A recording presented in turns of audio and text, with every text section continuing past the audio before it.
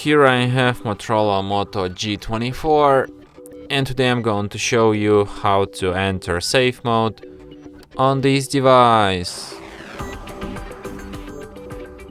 Firstly, you should turn your device off by holding down power key.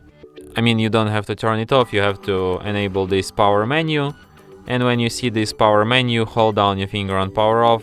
Then it suggests you to reboot to safe mode, just tap OK. And device will be restarted in a safe mode.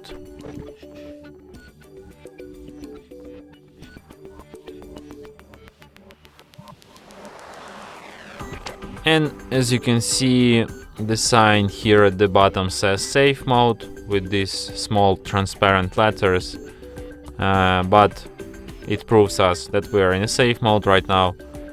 So when you're done using safe mode, to quit it, what you'll have to do is to just restart your device and it will be restarted in a normal mode.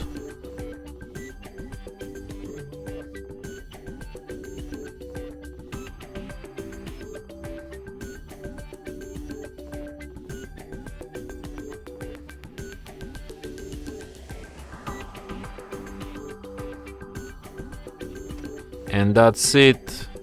Thanks for watching.